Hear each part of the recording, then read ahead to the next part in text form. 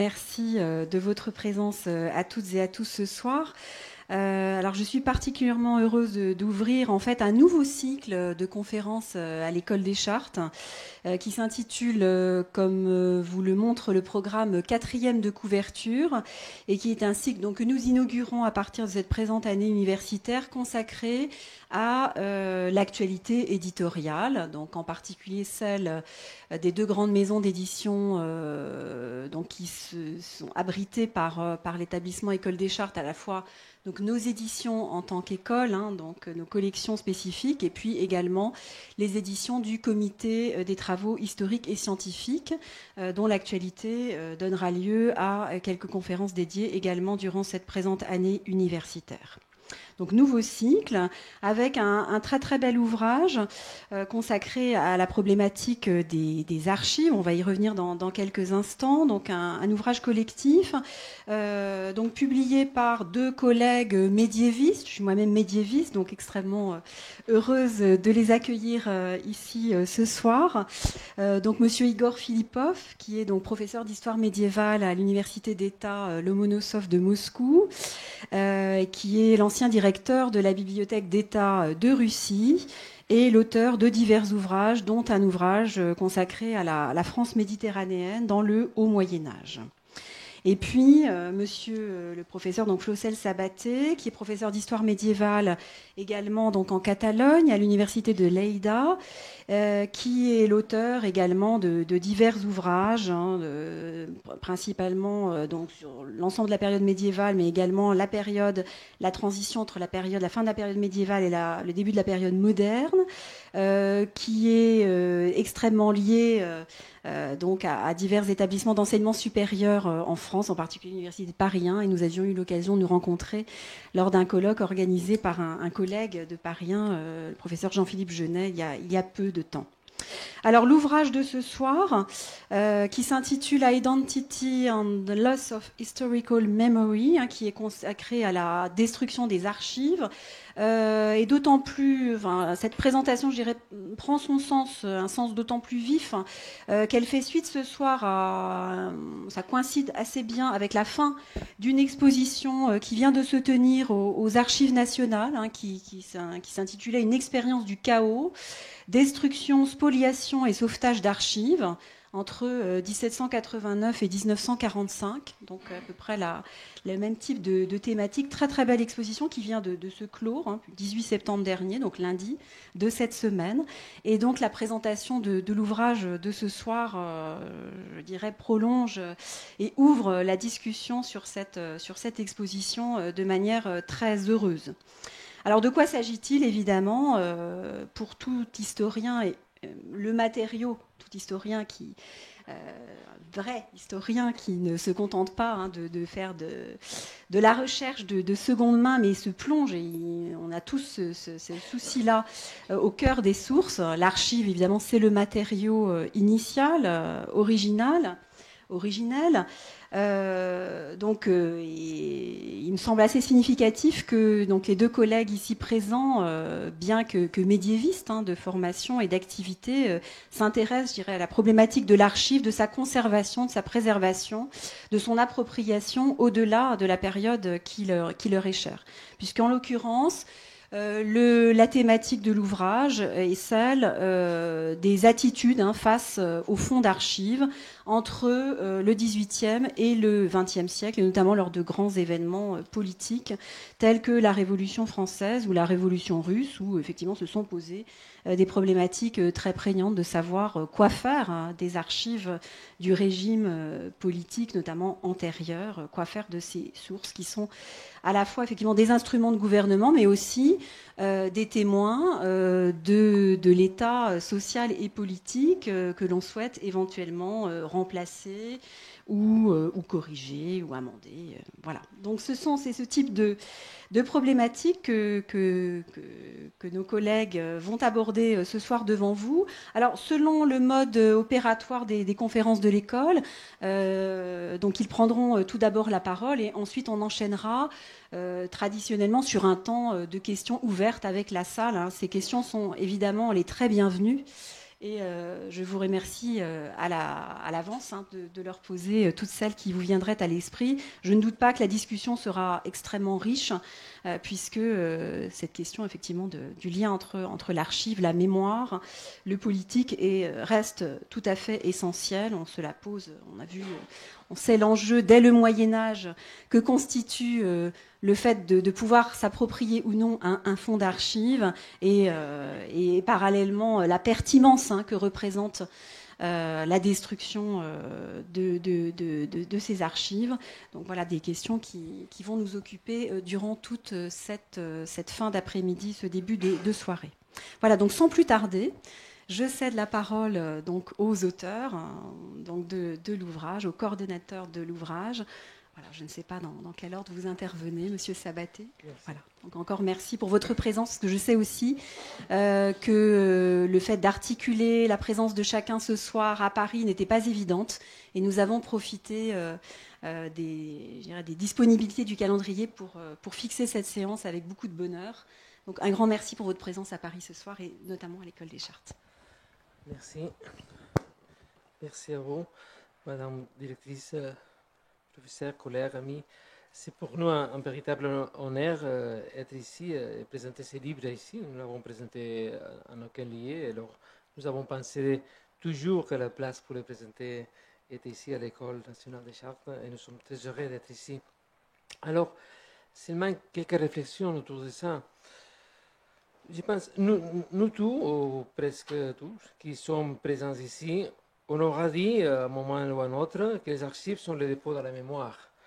C'est vrai, bien que nous sachions aussi que les archives ne furent pas créées pour que nous, les historiens, nous y rendions pour les consulter.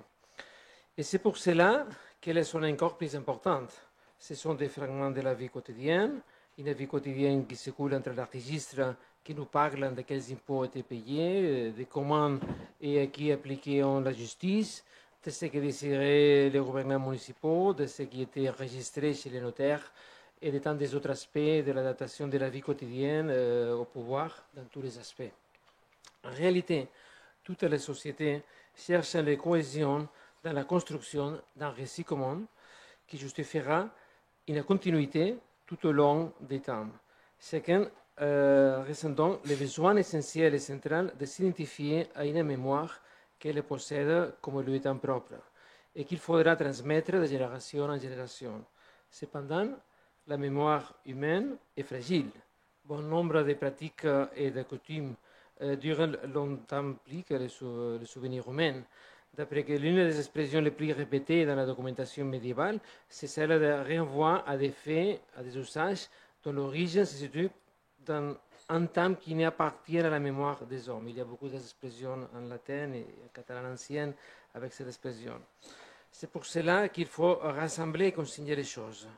Lorsqu'au XIe et XIIe siècle, par exemple, de manière explicite, le recensement des plaintes contre les manquements et des abus seigneuriaux, dans le contexte féodal, souvent on élabore les documents invoquant la volonté de garder le souvenir des faits. On commence en disant « ec es memoria ». D'une manière assez semblable, quand on recueille les divers droits et devoirs pour retenir les obligations existantes, parfois on exprime clairement la volonté que memoria sia, doit être mémoire. L'écrit doit donc rappeler perpétuellement.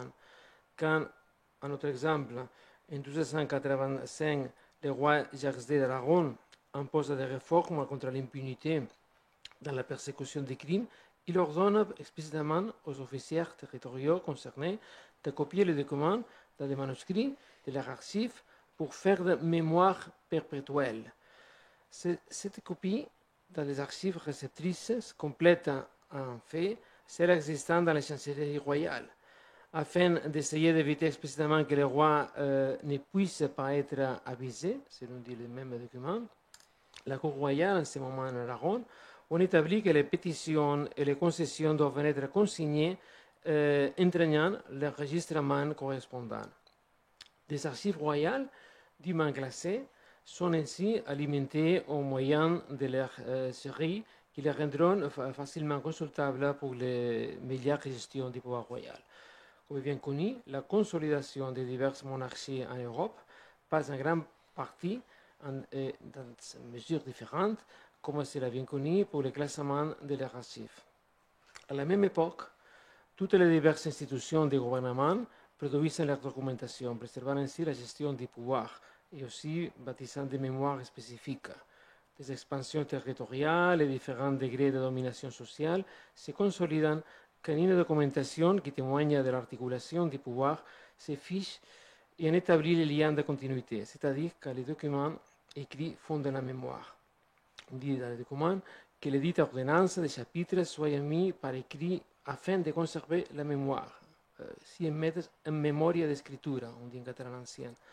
Ainsi, passons des documents à la mémoire, et de là, des documents à la mémoire, et de là à la consolidation des identités collectives, comme cela est clair dans la justification et le développement des gouvernements municipaux médiévaux.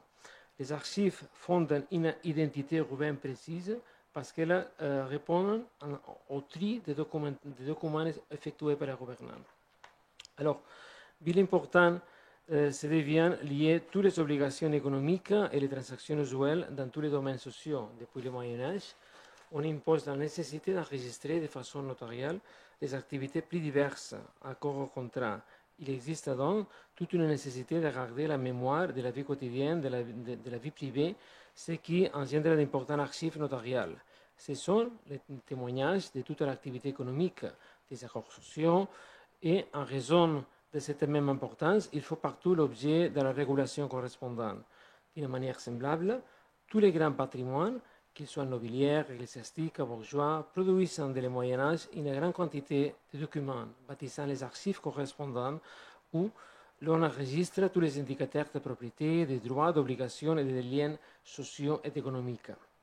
Cela permettra d'exercer les juridictions et de percevoir les revenus correspondants avec la pleine conviction et l'autorité absolue au-dessus de la population affectée.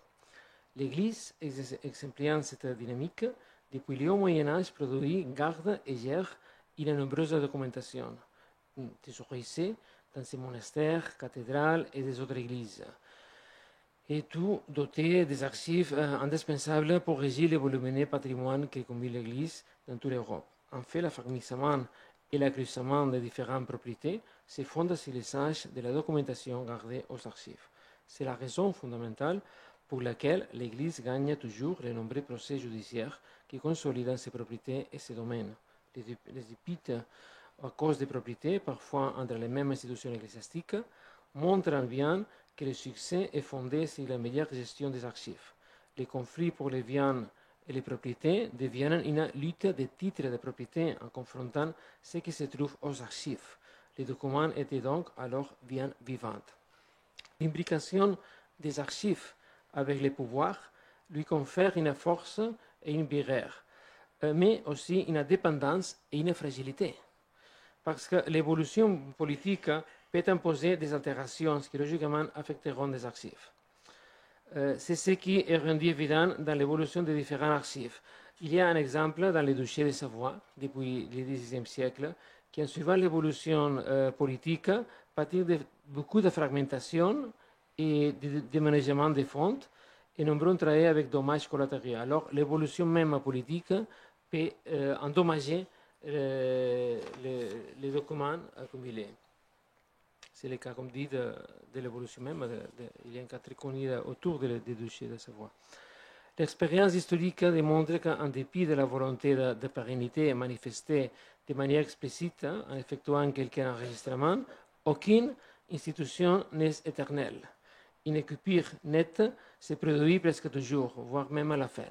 Les institutions qui, avec tant de soins, furent articulées au bas Moyen-Âge dans la couronne d'Aragon, lesquelles se servent d'avoir des sens autour du début du XVIIIe siècle, quand avec les changements dynastiques qui suivit la règle de succession, absolument toute la documentation est perdue et fut annulée, remplacée par une autre administration homogénée dans l'ensemble de l'Espagne. Alors c'est ça un bon exemple de comment on avait gardé beaucoup de documentation along de tout le Moyen-Âge autour d'une administration politique avec les différentes institutions développées, mais à la fin, au XVIIIe siècle, tout est fini et il n'y a pas de sens à garder cette administration de l'ancienne administration déjà finie. C'est pour ça alors que les mêmes évolutions politiques peuvent mettre en danger la documentation, parce qu'elle perd l'utilité. Immédiatement après, les différents riches archives, bien fournis avec les activités de tout l'éventail d'administration, cessent d'être utiles et dans bon nombre de cas sont délaissés et la voie vers leur perte s'ouvrit avec beaucoup d'endommagés et de pertes. On comprend donc que les documents perdront des sens à mesure que leur écriture sera de moins en moins comprise ou que même les institutions cesseront d'exister. Alors on crée beaucoup de documentation, mais à la fin on peut être perdu. Et finalement, si l'on croit qu'il faut éclairer un autre monde au moyen de l'idée de progrès, on considérera peut-être même que ces souvenirs du passé n'ont même plus de sens. Il se pourrait donc bien que les institutions qui parviennent à leur terme fassent partie d'un monde agonisant. Et par conséquent, la disparition de leurs caractéristiques ferait partie de tous les vieux mondes qui doit disparaître. Déjà, en 1649, Gerard Winstanley, dans le contexte de la guerre civile anglaise, affirmait que the old world running up like a parchment in the fire and wearing away. So, le vieux monde courant comme un parchemin dans les faits et Suzanne. C'est l'image opposée, le progrès fulgurant vers un monde nouveau à la destruction des parchemins qui témoignent le passé. La Révolution anglaise au XVIIe siècle fournit les premiers exemples de destruction du parchemin et des vieux documents parce qu'ils appartiennent à un monde déjà ancien.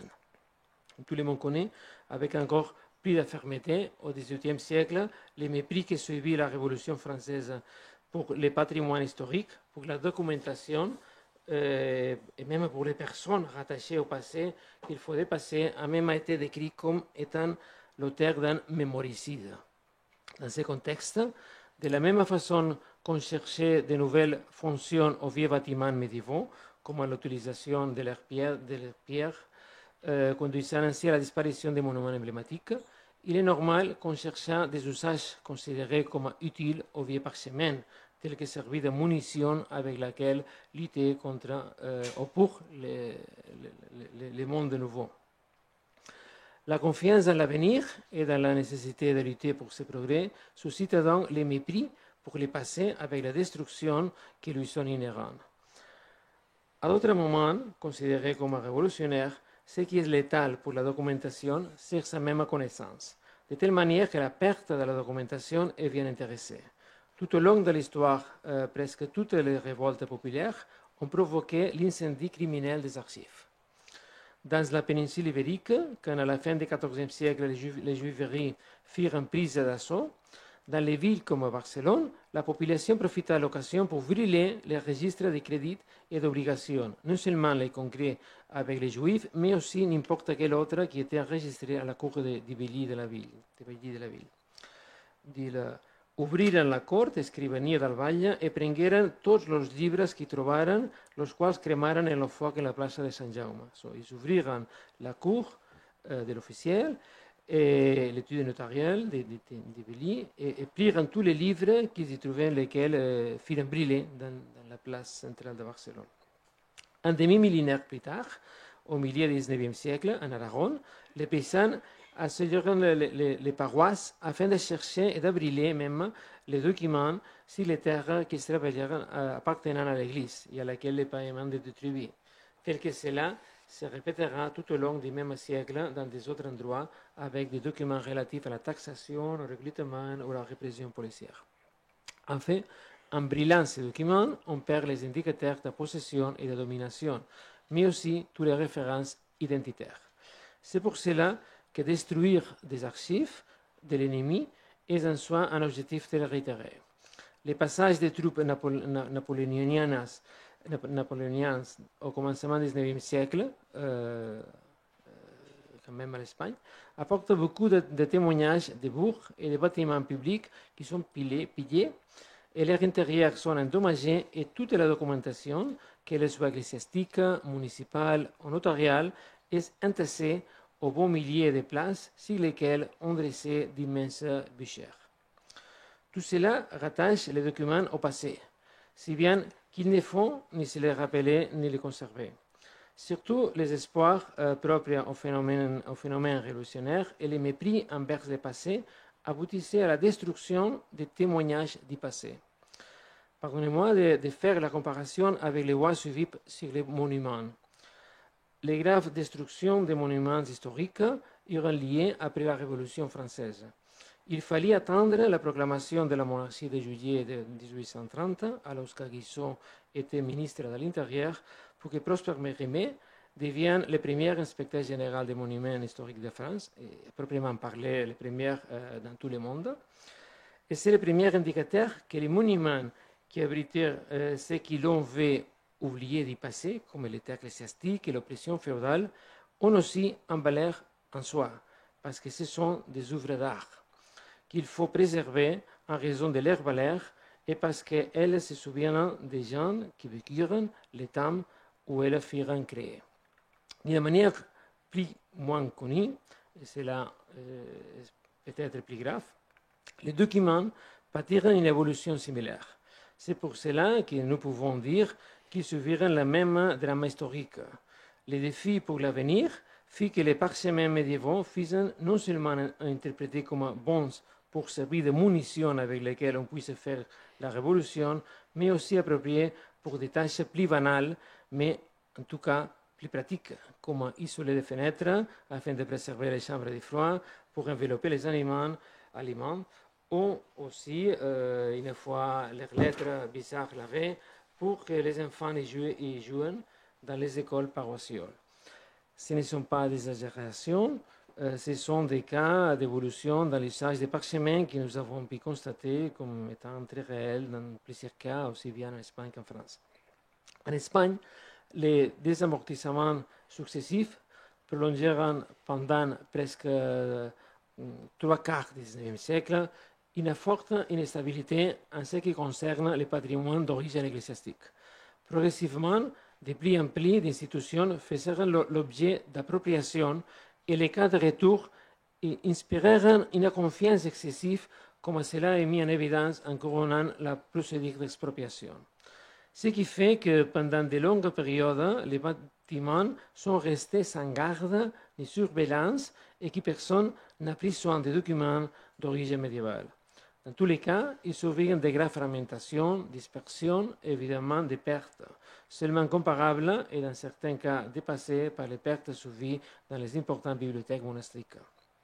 En Espagne, la plupart des historiens croient que les fonds documentaires des anciens monastères furent transférés aux archives, dans des conditions plus ou moins bonnes, mais au bout du compte transférés d'anciens possesseurs à des conservateurs modernes.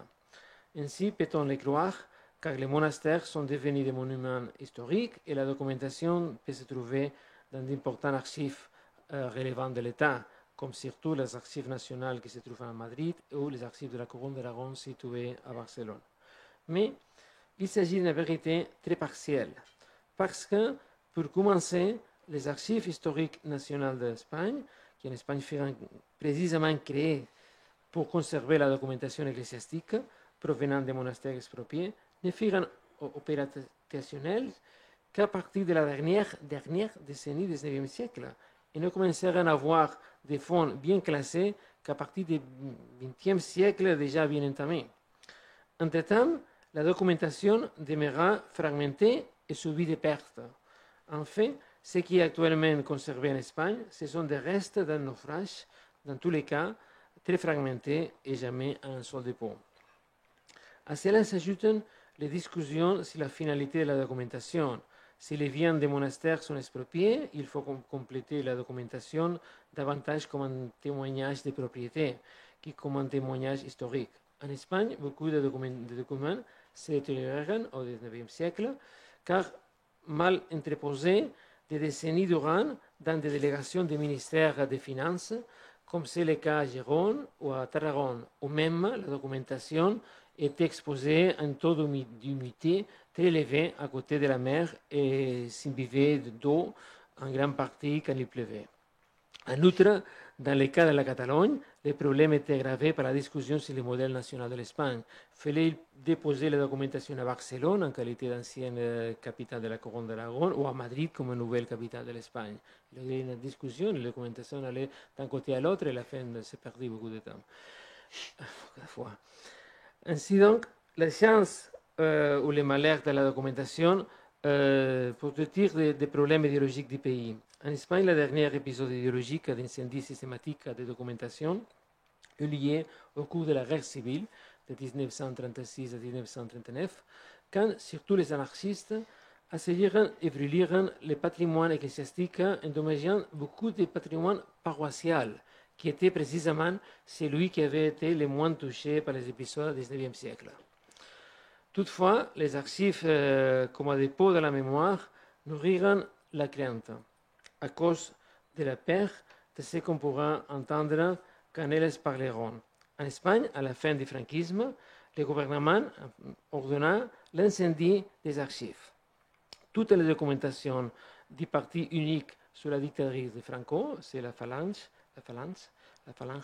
fut brûlée dans chaque capitale provinciale. Dans des volumes très spectaculaires. Nombreux furent les camions qui traversèrent Barcelone depuis le siège de Phalange jusqu'au feu crématoire de la zone industrielle qu'il fallait utiliser pour pouvoir brûler une quantité aussi grande de documents. La fumée emportait ainsi avec elle de nombreux épisodes et surtout énormément de noms. Cela s'est produit en 1977. Bon nombre d'entre nous étions déjà nés. Encore plus près de nous, avant la fin du XXe siècle, le conflit en Yougoslavie connaîtra d'autres épisodes de destruction d'archives dans l'intention, dans ce cas, de décimer, de détruire la mémoire des autres. C'est à qui il faut détruire une connaissance de leur propre passé. Par conséquent, le rapport entre identité, mémoire et archives est très réel, comme l'est la partie adverse de celle-ci. La destruction des archives prétend mésestimer ou, dans d'autres cas, détruire directement la mémoire, et avec celle-ci l'identité sans fin. Et quand cela a été fait expressément, comme dans les épisodes révolutionnaires de la France et de la Russie, les conséquences ont été dévastatrices, parce qu'on a alors découvert qu'il est difficile qu'il n'y ait pas d'avenir sans passé. On dirait un de ces nombreux clichés que nous répétons à longueur de journée, mais en revanche, il est vrai, car il nous faut connaître le passé pour pouvoir interpréter ce qui nous entoure et ainsi faire face à l'avenir. En réalité, on a toujours damné et perte d'archives. Déjà au Moyen-Âge, il existait des mécanismes procéduraux d'authentification pour copier, récupérer des documents qui auraient été abîmés ou perdus. En plus de stratégies comme copier la documentation considérée comme remarquable dans des livres spéciaux et copier beaucoup de fois les mêmes documents. Mais c'est seulement quand nous arrivons à l'époque moderne et surtout à l'époque contemporaine que les archives sont détruites expressément, tout en reflétant ainsi que ce sont des dépôts de mémoire et que la destruction sera la destruction de la mémoire d'un groupe précis ou, dans d'autres cas, les supposées annihilation d'un temps qu'on veut considérer comme révolu.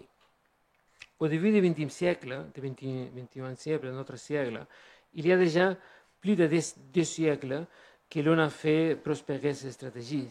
Elles ont parcouru de façon très directe la France tout au long du XIXe siècle. Se succédèrent plusieurs procédures pour classer la documentation historique, tant celle antérieure à la Révolution française que celle produite pour les mêmes révolutions.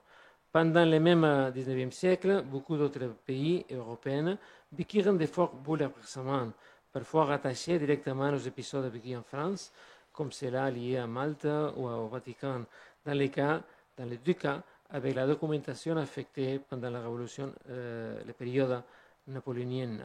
Et dans les autres cas, en raison de la succession de tensions qui opposaient différents modèles de société, soit conservatrices ou progressistes, comme on les suivit longuement en Espagne, ayant de graves conséquences pour les archives. Mais surtout, la destruction massive des documents, comme un phénomène de procédure contre la mémoire, a nouveau lié lors d'un épisode révolutionnaire de grande importance, la Révolution russe. C'est pour cela qu'il faut se demander aussi ce qui se produit après, quand arrivait la fin des systèmes soviétiques, non seulement dans l'ancienne URSS, mais aussi dans les pays satellites, notamment quand ils vécurent aussi de profonds bouleversements comme la fragmentation de la Tchécoslovaquie. Les portraits encore complétés avec l'essor des archives au cours d'épisodes sanglants, apparemment mineurs, comme ceux qui minèrent à l'indépendance de l'Irlande, voire même dans des pays peu secoués par la confrontation idéologique comme l'Angleterre. Il s'agit de tout un parcours qu'il faut étudier de façon comparative en adoptant les thèmes de la perspective. Heureusement, l'ami Igor Filipov eut l'initiative de rassembler des archivistes et des historiens pour en parler à Moscou, rencontre qui est devenue le coup d'envoi des défis scientifiques relevés jusqu'ici.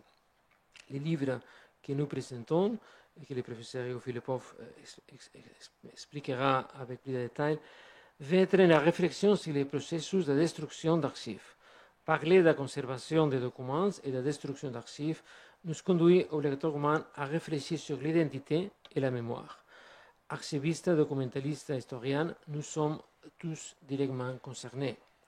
De façon plus directe, moi comme historien, il faut se rapprocher d'une autre conséquence dont l'importance est capitale pour les historiens.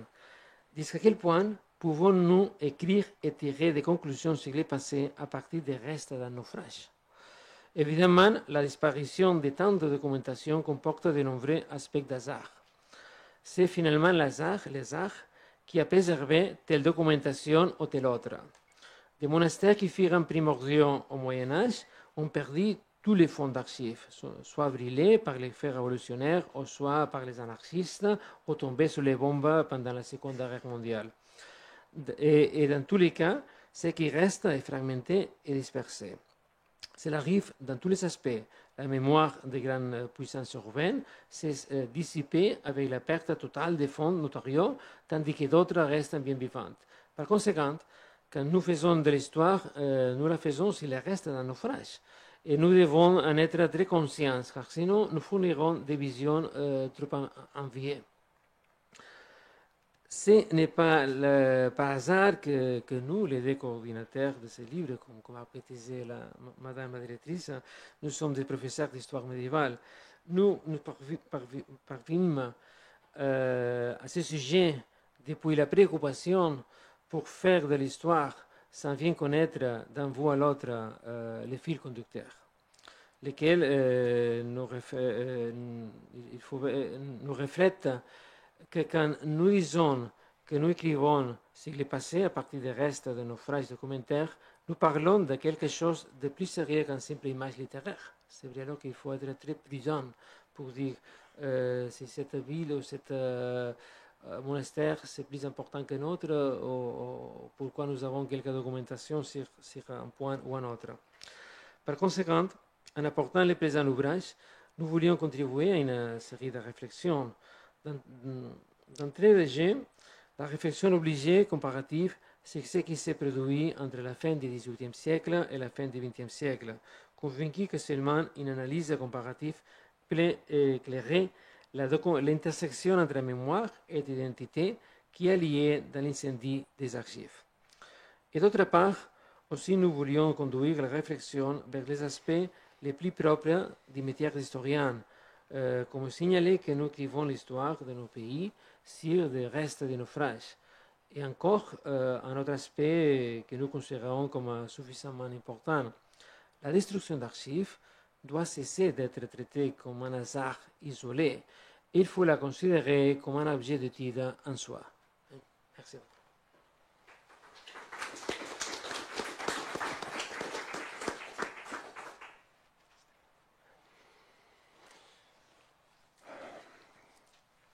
Madame la directrice, chers collègues, c'est un grand honneur pour moi de parler à l'école de Chartres, et surtout de présenter notre livre. Comme pour Flossel, je suis sûr, comme n'importe quel historien de notre profession. Mais ce n'est pas tout. C'est aussi une chance très rare car j'aurais du mal à imaginer un meilleur endroit où on pourrait présenter ce livre. C'est une question délicate. Je ne dois le pousser, mais il me semble que c'est pas par hasard que dans cette salle, on trouve très peu des historiens, sauf les historiens des archives, sauf les archivistes. Bien que Flossel et moi, nous connaissons, je ne sais pas, ensemble, peut-être 200 historiens à Paris, je vois très peu des historiens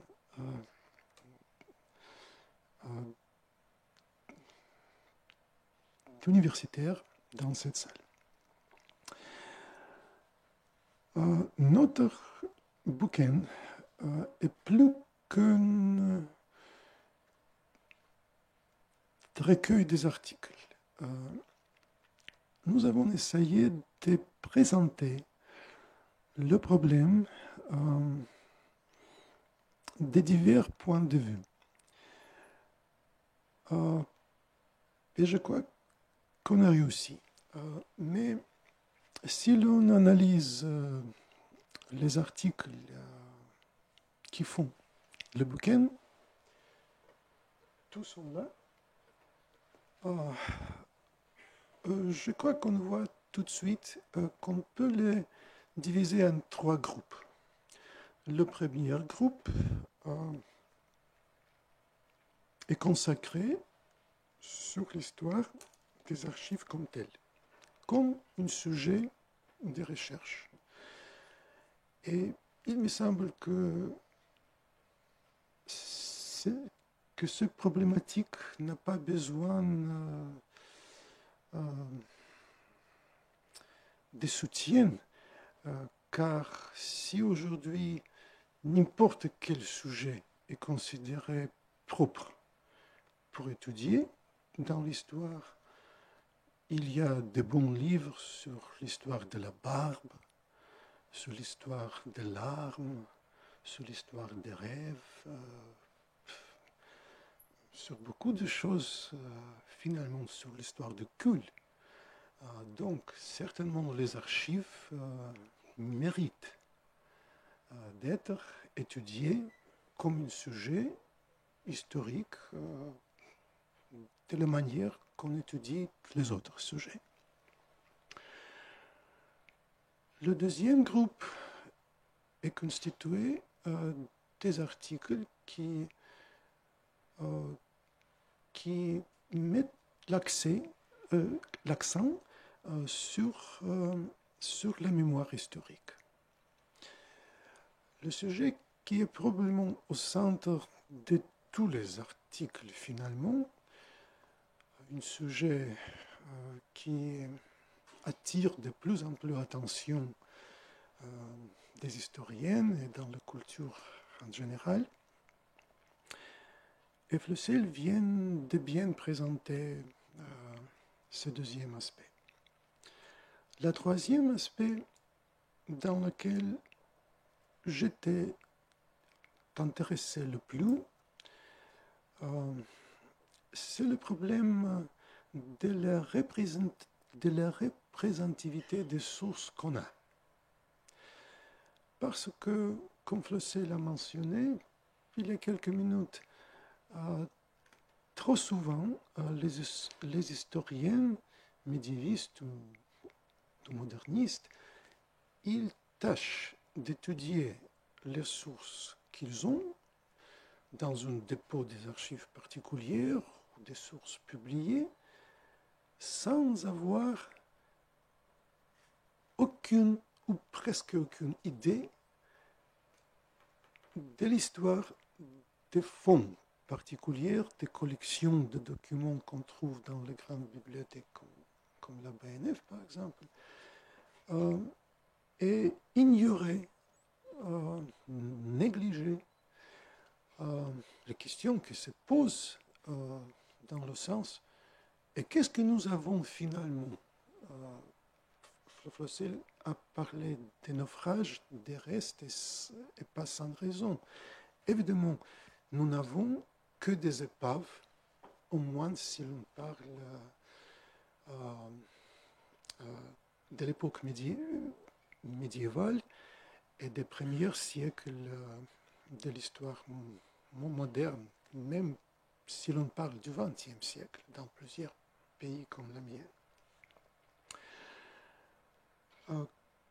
Il me semble qu'une touche personnelle peut dire parfois plus qu'un exposé proprement académique. Je raconterai dans quelques mots mon propre histoire, mon intérêt pour cette problématique. Quand j'ai commencé à étudier l'histoire médiévale de la France, des régions méditerranéennes de la France, je suis arrivé assez vite de comprendre que je ne comprends pas beaucoup dans les sources qui restent, parce que c'était très difficile de trouver quelques informations, même quelques expositions, quelques idées des historiens qui travaillaient avant moi sur la représentativité des sources,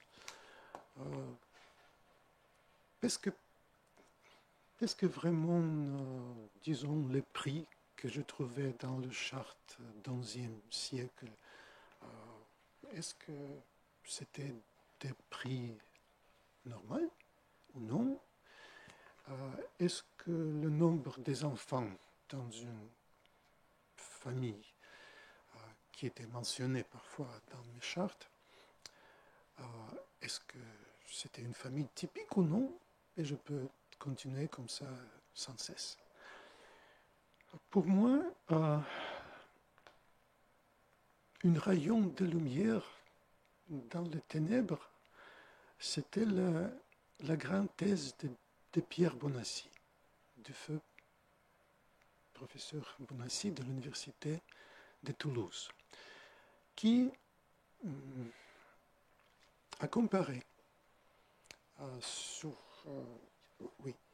il travaillait sur l'histoire de Catalogne au Xe, XIe siècle, et la richesse des archives catalanes à cette époque n'a pas de parallèle en Europe. Il a choisi un exemple dans le diocèse de Vic, au centre de Catalogne, qui a préservé pas mal, vraiment pas mal des chartes originelles, ainsi que des cartulaires de l'évêché. C'est les pages 23-25, je le souviens par cœur. Il a montré que les chartes qui étaient copiées dans le cartulaire, et cartulaire est un registre de copies des chartes, dont un tableau très différent par rapport au tableau qu'on voit en étudiant les chartes originelles. Par exemple, il a montré que dans le cartulaire catalan, pour le moins, à peu près 90% des chartes sont des donations, tandis que parmi les chartes authentiques, ce chiffre est à peu près 50%. Malheureusement, il n'est pas insisté d'explorer cette question plus, mais il a choisi où est le problème pour l'historien. J'étais absolument fasciné par cette découverte, surtout que c'était clair que dans la plupart des pays, même riches en documentation, comme dans le cas de la France, presque jamais pour cette époque, pour le moins, on ne peut faire une comparaison semblable. Quand j'ai rencontré Pierre Bonassi pour la première fois, en 1997, à Toulouse, la première question que je posais, c'était sur cette découverte. Et j'ai demandé, et comment les collègues ont réagi? Il m'a dit, personne ne m'a jamais posé cette question. Mais il a ajouté, Georges Duby certainement comprenait son importance. Et j'ai demandé comment il est arrivé à poser cette question. Et cette historiette est tellement jolie qu'il faut le raconter. Il m'a dit, quand j'ai commencé à travailler sur la documentation catalane de cette époque, je le faisais comme, je presque cite, comme n'importe quel médiéviste français normal, que je commençais avec les cartulaires. Et puis j'ai compris qu'il y a aussi des chartes authentiques. Et je demandais, et quand vous avez le compris? La réponse était formidable. Il m'a dit, en mai 68. Alors je demandais, est-ce que c'est une coïncidence? Il m'a dit, mais bien sûr que non. Vous comprenez, tout le monde était en état de bouleversement. Et j'ai compris. Mais après, j'ai compris que très peu des historiens qui font l'histoire économique, sociale, politique, ecclésiastique, culturelle, ont d'intérêt pour ces problématiques, bien qu'il est tout à fait important pour n'importe quelle recherche, avec très peu d'exceptions, comme l'onomastique peut-être, totalement. Qu'est-ce qu'on peut faire sans quelques connaissances de l'état initial des fonds des archives, desquels nous n'avons que des épaves. Et voilà, c'est le troisième aspect qu'on essayait de présenter dans notre livre. Bien entendu, ces trois aspects ne sont pas séparés par des murs de Chine, pas du tout. Presque dans chaque article, on découvre l'intérêt pour les deux autres aspects. Bien entendu, simplement, disons, Flossel a fait l'accent sur la mémoire historique et moi, je fais l'accent sur le problème de représentativité. C'est intéressant de comprendre, est-ce qu'on peut, en face de ce naufrage, ayant seulement les épaves par définition, est-ce qu'on peut pénétrer cette brume, cette brume, pour arriver au tableau initial, au tableau plus balancé de l'état de la société qu'on essaie d'étudier. J'essayais de prouver, en étudiant deux petites régions, Toulon et Toulonnais, et la région de Mende dans l'Osère, qu'on peut finalement voir la réalité à travers ces brumes, bien que c'est très difficile et le seul moyen de comprendre quelque chose. Et étudier l'histoire des archives, des fonds particulières, dans l'époque très éloignée parfois de l'époque qui m'intéresse quand même. Bien, il me semble que presque tous les titres sont transparents.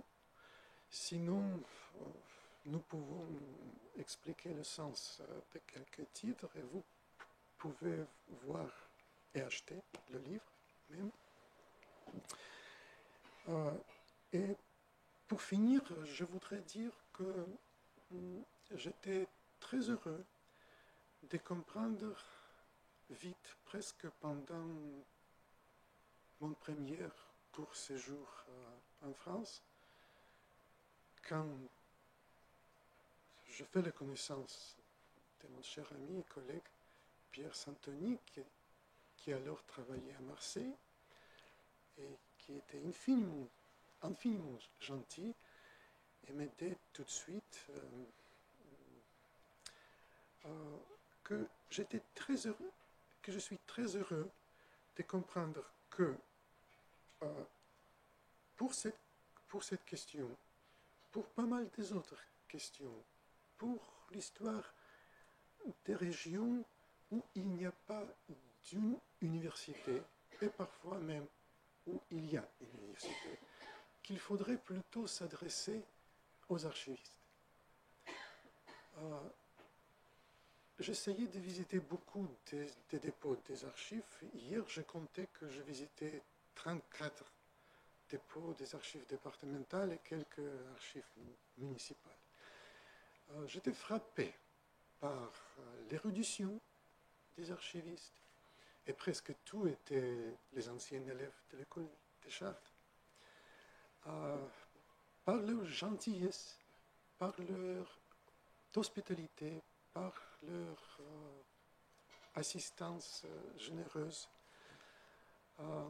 Et il me semble qu'il faut partager cette expérience avec les historiens qui sont absents, tout presque.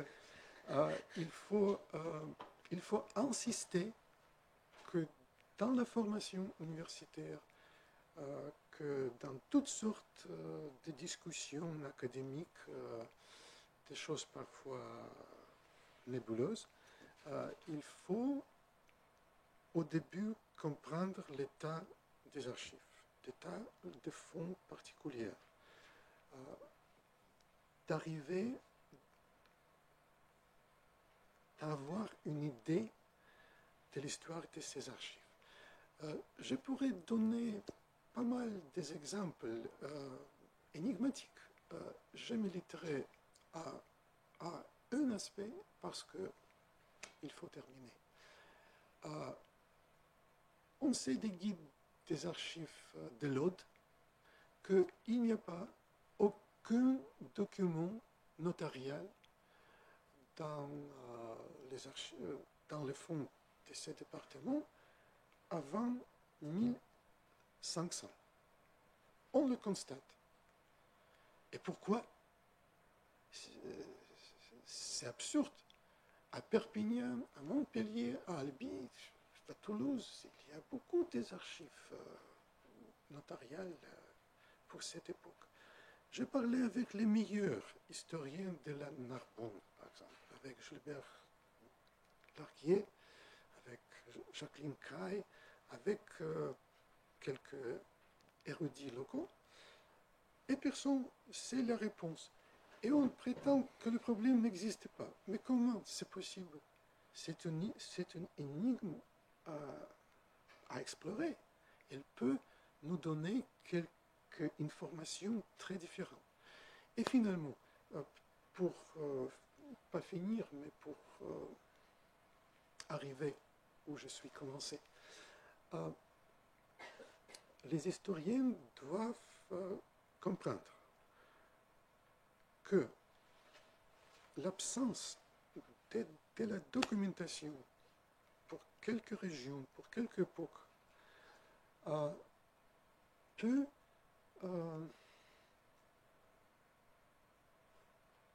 avoir deux explications très différentes. Que la documentation existait et puis elle était perdue, détruite, quoi. Ou il n'existait pas. Et même si l'on arrive à comprendre l'importance de ce fait très simple, n'est-ce pas? ont déjà une idée, une bonne idée de l'état de la société qu'on essaie d'étudier.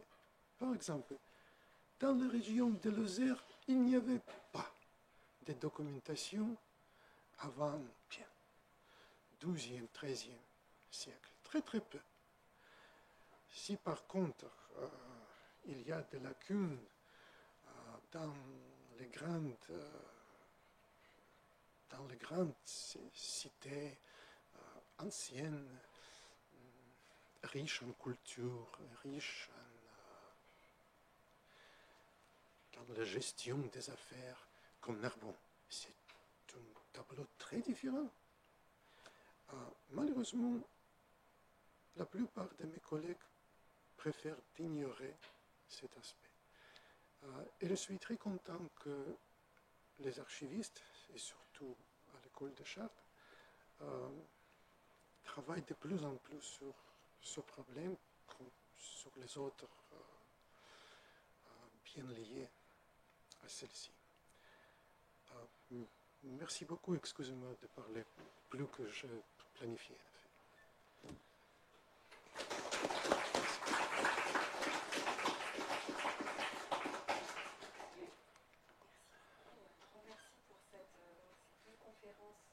Interventions passionnantes. Juste quelques remarques peut-être pour prendre la parole d'abord et ensuite on va faire circuler le micro dans la salle. Donc je vous remercie infiniment pour ces communications, pour les compliments que vous venez de faire aussi à l'école des Chartes, à ses élèves, à ses anciens élèves. Et il est vrai que dans cette maison, on est toujours, c'est l'ADN de notre établissement, toujours très attaché donc à l'archivistique. Les élèves sont très bien formés dans cette ancienne discipline, hein, et ça demeure le cas. Ils ont à écrire pour l'obtention de leur diplôme d'archiviste paléographe d'une thèse qui est une thèse d'histoire, hein, la plupart du temps, qui s'approche d'une thèse de doctorat, je dirais, classique, mais effectivement en partant d'un état des sources dont on exige qu'il soit extrêmement fouillé, extrêmement réfléchi. Donc c'est vraiment un apprentissage effectivement de chaque jour ici, et la part de cet état des sources qui devrait être, vous avez raison, obligatoire dans chaque travail d'histoire est très importante, hein, dans les thèses des jeunes archivistes paléographes. Sur l'importance des sources, la conscience qu'il faut avoir en fait des fonds qu'on étudie, il me semble tout de même que cette méthode chartiste, hein, qui est de mettre effectivement le fond, le document, je dirais, au cœur avant de l'analyse historique, fait tout de même des émules depuis longtemps. Et il me semble que deux mouvements d'historiographie assez récents ont remis en fait le dossier d'archives au cœur de la réflexion. Donc ça a tout de même tendance à faire devenir, je dirais, très à la mode la méthode chartiste qui est quand même ancienne. C'est d'une part la micro-histoire. Pour moi, il me semble, il y a eu des colloques assez récents en micro-histoire, notamment en région parisienne. On a redécouvert, si je puis dire, avec des yeux brillants d'enthousiasme, tout ce que peut apporter l'étude d'un dossier d'archives pour éclairer d'une manière plus large la société. Donc c'est tout à fait la brume que vous évoquiez, c'est-à-dire qu'à travers ce dossier qui peut paraître fragmentaire, microscopique par rapport à une région donnée ou un système donné, eh bien, la micro-analyse que l'on peut faire à partir de ce dossier constitue un premier point d'entrée, hein, vers des analyses qui peuvent être beaucoup plus larges. On passe très vite du micro au macro à partir du moment où on prend les précautions de méthodes adéquates. Donc ça me semble être, je dirais, une manière... il y a beaucoup d'historiens actuels, notamment parmi les jeunes historiens, qui pratiquent cette micro-histoire d'une manière très enthousiaste. Et là, on a véritablement, pour moi, la redécouverte de ce qu'est finalement la méthode chartiste classique depuis très longtemps. C'est-à-dire qu'on prend, tous les élèves ici font une thèse à partir d'un ou de plusieurs dossiers d'archives extrêmement bien analysés dans leur portée, dans leur contexte. Et puis, deuxième aussi mouvement qui me paraît remettre finalement à la fois le document d'archives, le fonds d'archives au centre de l'analyse, c'est aussi l'attention, c'est très prégnant dans diverses thèses, je pense en médiévistique actuelle, à la matérialité du document. Hein, maintenant, même dans les thèses, je dirais, non chartistes, on voit bien dans les travaux que peuvent donner les collègues, cette attention à déconstruire en fait la source d'archives aussi en tant qu'objet. Et là aussi, c'est important parce que du coup, tout un chacun se renseigne sur la façon dont l'objet a été construit, ce qu'il en reste, ce que cet objet représente par rapport à d'autres objets du même type. Donc là, on rentre dans ces problématiques-là, de savoir finalement quelle représentativité on a par rapport à la source qui est observée. Donc c'est vrai que ces deux mouvements qui sont quand même très, très d'actualité, pour moi, je pense pour d'autres aussi, très positifs, qui remettent au centre de l'analyse donc une pratique d'observation qui est très ancienne à l'école et qui est vitale, hein, mais qui est vraiment celle de la source elle-même, de l'archive elle-même. Hein, et puis c'est vrai que dans la mesure où on forme pour une grande part les futurs archivistes de ce pays, effectivement, cette méthode de scrutation, de réflexion est très importante. Donc, et j'avais juste une deuxième petite remarque. Et, en fait, en vous entendant, effectivement, on a en fait dans ces articles, beaucoup d'articles qui touchent à la destruction, à l'enjeu aussi que représentent les archives. Alors, personnellement, en tant que médiéviste, historienne du politique et plutôt du politique sur la fin de la période médiévale, moi, je suis très attachée à la notion de trésor archivistique. En fait, ce qui me frappe dans tous les dossiers que j'ai pu traiter, c'est plutôt, alors effectivement, mais vous avez raison, vous l'avez souligné, Monsieur Sabaté, donc finalement, la destruction des archives, à part des épisodes éventuellement de révolte populaire, c'est plutôt moderne, finalement, moderne et contemporain. Au Moyen-Âge, on a plutôt la notion, je dirais, de préciosité à la fois, puisqu'on parle de trésors, comme on parlerait de trésors d'orfèvrerie, des documents, comme évidemment outil de la mémoire, notamment de la mémoire politique. C'est un petit peu ça, enfin moi c'est comme ça que je le vis dans mes dossiers. Je prends juste l'exemple d'une révolte à laquelle je me suis intéressée très récemment, qui est il y a une thèse en cours sur une grande révolte qui a eu lieu à Besançon. Au milieu du XVe siècle, on voit effectivement un mouvement révolutionnaire se mettre en place et on observe que finalement ce régime d'exception qui est en train de se mettre en place, loin de détruire finalement le coffre d'archives de la ville, s'en empare avec beaucoup d'empressement et met en place finalement une politique d'archivage et de continuité archivistique, alors que le régime qu'on souhaite mettre en place est tout à fait différent. Mais il y a vraiment cet enjeu du coffre d'archives qui est majeur. Donc là, il y a des réflexes qui sont effectivement pas forcément ceux auxquels on penserait, mais qui peuvent être aussi celui de la destruction pour gommer effectivement le régime antérieur. J'avoue que c'est vrai que c'est plutôt assez ces réflexes d'appropriation plutôt que de destruction que je pense au vu des dossiers que j'ai eu à traiter, mais effectivement c'est une façon de voir les choses. Donc c'est ce qui prouve bien que il y a beaucoup d'angles d'attaque et d'angles de réflexion possibles sur cette problématique des archives qui nous touche tous beaucoup. Voilà, donc j'ai trop parlé, comme d'habitude, et je vais maintenant passer la parole à la salle pour les questions qui, je pense, ne manqueront pas d'être nombreuses sur toutes ces... Voilà. Merci. Mon nom est Georges Veil, je suis un vieil archiviste à la retraite depuis longtemps, et j'ai terminé comme inspecteur général des archives, ce qui fait que j'ai connu toutes les palettes de la profession en quelque sorte, et beaucoup de caves et beaucoup de greniers dans toute la France. C'est pour vous dire que sauver les archives, ça fait partie de ma vie professionnelle, et maintenant, depuis que je suis à la retraite, de ma vie privée, parce que j'essaye toujours d'empêcher des destructions, je n'y arrive pas toujours. Alors, je voulais signaler, si vous permettez, je parlerai quelques instants du livre que je n'ai pas lu, qui est très intéressant, mais je suis un peu surpris qu'il n'y ait rien sur la commune, parce que s'il y a un symbole de destruction, à mon avis, c'est un peu la commune. Bon, il y a certainement des raisons, hein, il y a des spécialistes, et puis la destruction de la commune, on l'enseigne à l'école des Chartes. Je veux dire que je me souviens encore des paroles de M. Marot qui disait « Un jour, les Parisiens se sont réveillés sans état civil, parce que les 2 collections avaient brûlé. » Les destructions, vous savez, il y en a de toute origine. il y a, comme l'a dit M. Sabaté, on détruit les livres de comptes, et je me permets de signaler que au Moyen Âge et même à l'époque moderne, détruire les livres de comptes pour ne pas payer ses dettes, c'est le premier réflexe de la populace, c'est sûr. À Strasbourg, en 1789, le premier réflexe du peuple de Strasbourg, très fier de sa République, c'est de détruire les archives de la République, c'est-à-dire de mettre le feu à la mairie. Heureusement, il y en avait d'autres. Alors, là où je suis d'accord avec M. Philippov, c'est effectivement la réflexion que vous avez menée.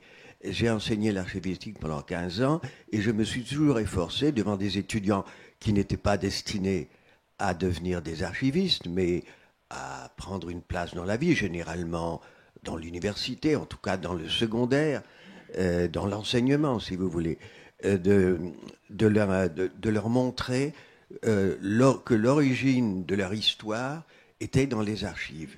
Mais vous savez, c'est très difficile parce que cette notion, et là je me permets de faire allusion à ce que vous avez dit tout à la fin de votre exposé, Monsieur Sabaté, c'est que tout le monde n'a pas la notion que la mémoire, qu'un peuple sans mémoire ou sans passé, les gens ne s'en rendent pas compte. Toute ma vie, j'ai essayé de persuader des élus, des maires, des préfets qu'il fallait garder les papiers pour conserver l'histoire. Vous savez, c'est une notion que nous avons appris à l'université, c'est comme le lait de la nourrice, mais dans le grand public, et même dans le public très cultivé, cette notion ne m'a pas paru aussi évidente. Alors, une dernière observation, c'est que il y a un problème qui m'a frappé dans ma carrière d'archiviste, je donnerai juste cet exemple, c'est que, je pense que c'est sous la monarchie de Juillet, le gouvernement a ordonné la destruction des archives des cours prévôtales. Qu'est-ce que c'était les cours prévôtales? C'était les tribunaux d'exception ou des cours martiales qui condamnaient les bonapartistes qui s'étaient déclarés pendant les 100 jours. Et on a considéré à cette époque qu'il fallait détruire ces documents pour ne pas porter atteinte aux personnes, aux descendants. Je crois que c'est le terme qui avait été employé. C'est mon ancien patron, Lucien Metzger, qui l'avait découvert à Strasbourg, puisqu'il avait plus de ses archives. Et cet incident s'est reproduit en 1960, lorsqu'il y a eu des tentatives de détruire les archives des tribunaux qui jugeaient l'indignité nationale en 1945-46. Alors heureusement, on est arrivé, il y a eu un sursaut, et peut-être le précédent des cours prévôtales, je ne sais pas, mais les archivistes s'y sont opposés, donc le gouvernement a cédé, le gouvernement a reculé. Mais c'était un peu le réflexe de Georges Pompidou quand il a dit qu'il faut oublier cette époque où les Français ne s'aimaient pas. Voilà. En tout cas, je dois vous dire que j'ai beaucoup aimé vos réflexions et qu'elles me laisseront encore attendre d'autres expériences à partir des suggestions que vous avez données. Merci beaucoup, monsieur.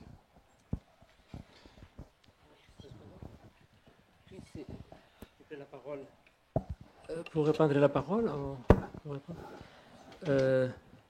oui, c'est vrai que c'est que j'ai fait déjà une petite allusion parce que ce rapport avec le pouvoir qui a peur de l'écrit et de la mémoire. Alors, ce que vous avez dit, c'est des exemples de la monarchie de Juillet et après, comme j'ai dit, il est arrivé en Espagne à la fin du franquisme, comme je viens de dire, en 1977, le président Suarez, dans la transition, il avait ordonné brûler tous les archives du parti unique dans le temps de Franco. Il avait 40 années. Alors, il y a beaucoup de documentation. Alors, c'est très difficile aujourd'hui de recomposer l'histoire d'une chose récente, immédiate, C'est comme fonctionnait les partis uniques de Franco. Nous sommes parlant d'il y a seulement 40 années.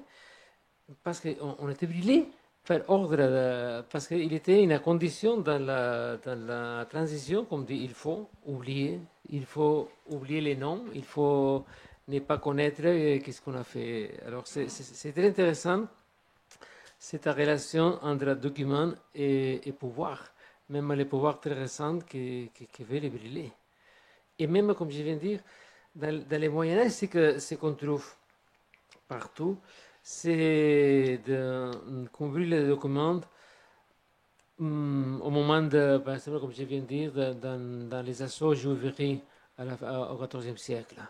Alors, il y a beaucoup d'archives notariaux qui sont endommagées, mais avec une intention très claire. Et on trouve déjà au XIVe siècle beaucoup d'exemples de ça partout l'Espagne. Certainement, il y a beaucoup de lacunes dans notre bouquin, mais c'était inévitable parce que on a affiché le projet du colloque, mais certains collègues étaient enthousiastes, ils sont promis de venir et ils ne sont pas venus. On ne prétend pas, bien sûr, que on a réussi de découvrir tout le territoire.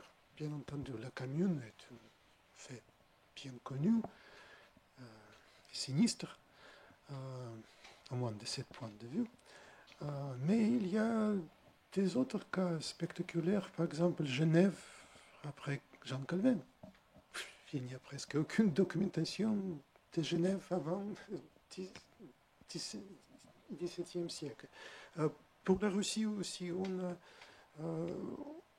on a touché quelques points et ignoré des autres. Par exemple, les destructions criminelles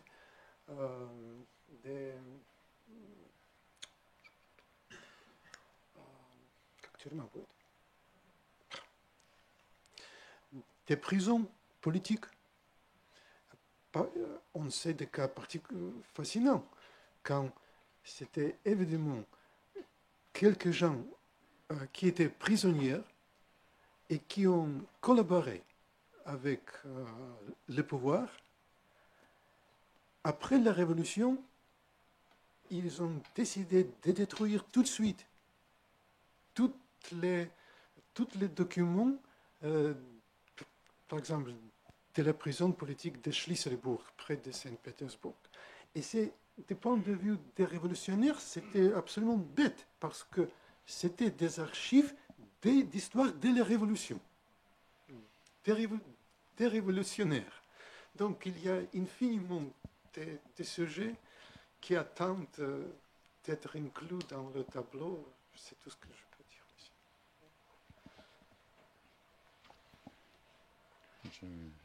Je souhaiterais commencer en félicitant mes amis Igor et Flossel de cette publication-là, qui a mis donc longtemps à se faire, après presque 10 ans après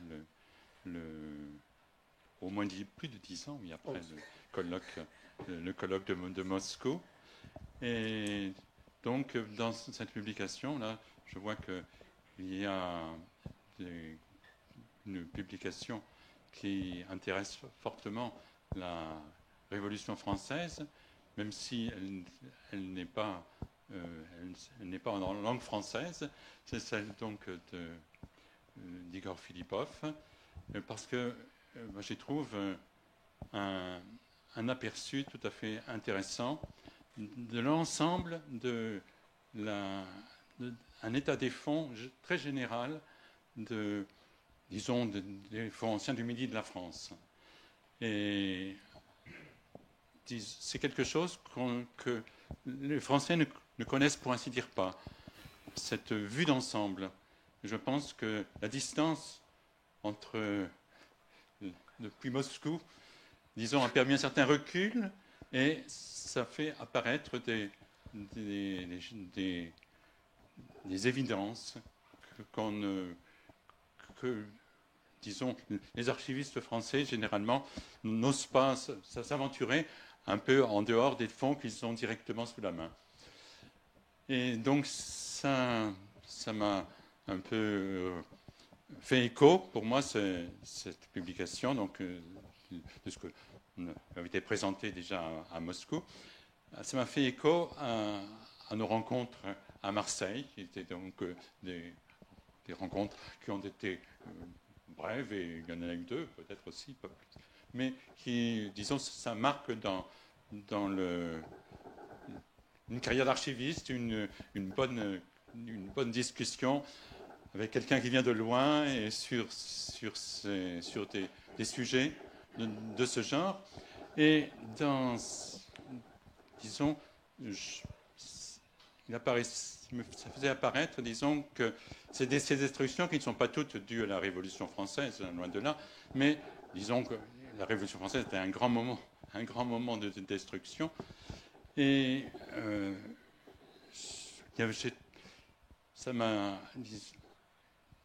disons, fait ressentir le contraste entre cet état très différent, très des archives et ce que je pourrais appeler le mirage des lois révolutionnaires, les lois de Messidor et les lois de Brumaire. Et donc, ces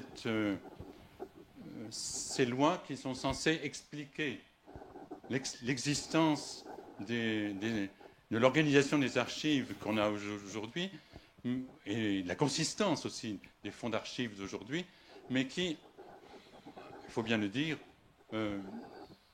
quand on regarde de près ce qui s'est passé à l'époque, on ne retrouve pratiquement rien. Moi, j'ai étudié spécialement les Bouches-du-Rhône, mais j'avais aussi auparavant participé à un guide des sources régionales d'histoire de la Révolution, et pour la partie des archives. Et donc, je voyais un peu comment les archives se comportaient à l'époque de la Révolution. Et disons que je ne retrouvais absolument rien de ces grands dessins mémoriels qu'on attribue un peu aux lois de Messidor en 2, de Brumaire en 5. Et je suis arrivé à la conclusion que ces lois n'étaient pas entrées en application et que ce qui reste des fonds d'archives, c'est surtout leur inapplication qui en est la cause. Et en particulier, il y avait une multitude d'exemples que j'ai essayé de remettre en valeur là. Et pour les expliquer, j'ai rien trouvé de mieux que de faire appel à l'anthropologie telle qu'elle a été, disons, présentée et affirmée par notre confrère chartiste René Girard. Il m'a semblé que le contraste entre cette fondation d'archives pour la mémoire de la nation et la consistance véritable des textes de ces lois, on pouvait le constater, mais si on veut essayer de le comprendre, il me semblait que l'anthropologie de René Girard, sous le nom de théorie mimétique, apportait une compréhension supplémentaire. Voilà.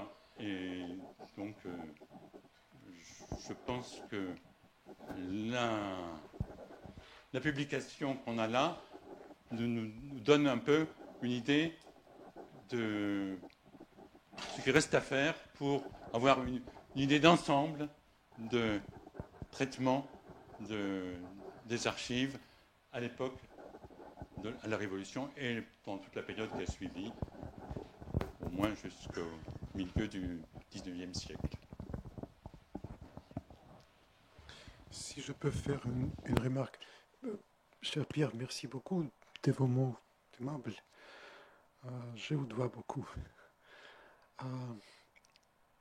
Je voudrais clarifier que, bien que l'idée du colloque de Moscou, et donc éventuellement de ce bouquin, était la mienne, mais la réalisation du projet de la publication, c'était totalement grâce à Flossel qui a finalement trouvé l'argent pour la publication et l'éditeur. Voilà. Et nous avons travaillé beaucoup nous-mêmes pourquoi éditer le texte, parce que Peter Lang GmbH a offert ses capacités techniques, mais pas des éditeurs, donc, mais pas éditorial, donc c'était pour nous de faire le travail.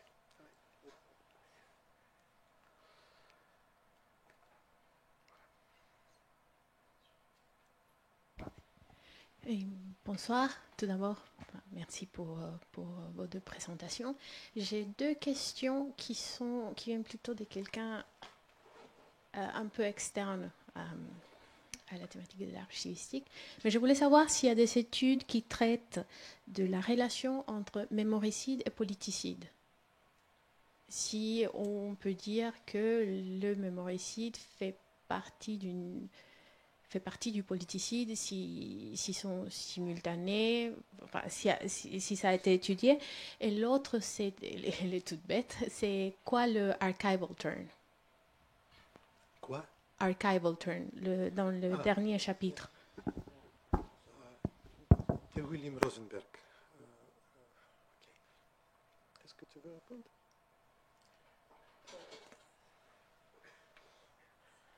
Oui.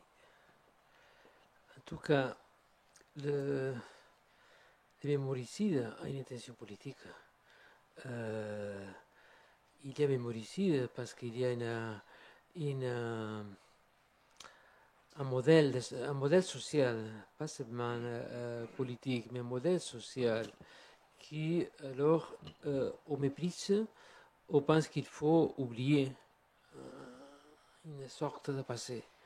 Alors, c'est vrai qu'il y a mémoricide, mais alors, le mémoricide, c'est pourquoi il y a mémoricide? Il y a mémoricide pour des raisons. Un, c'est que ce passé, il faut l'oublier parce que c'est un passé qu'on pense que on dit ça, on dit on attribue à Voltaire la phrase de dire qu'il faut connaître les Moyen-Âge pour pas les répéter, pour pas aller les Moyen-Âge. Alors il faut oublier tout ça. Alors il est mémorisé, intentionné parce qu'on pense que les progrès comportent oublier le passé. Alors c'est comme nous avons vu, ça c'est tout à fait c'est pas vrai, c'est pas correct, parce que alors, comme nous avons dit, c'est possible d'avancer sans connaître le passé. Mais il y a une raison de mémoricide, pensant qu'il faut mépriser et que si mieux on brûle le passé, mieux on peut avancer vers le futur.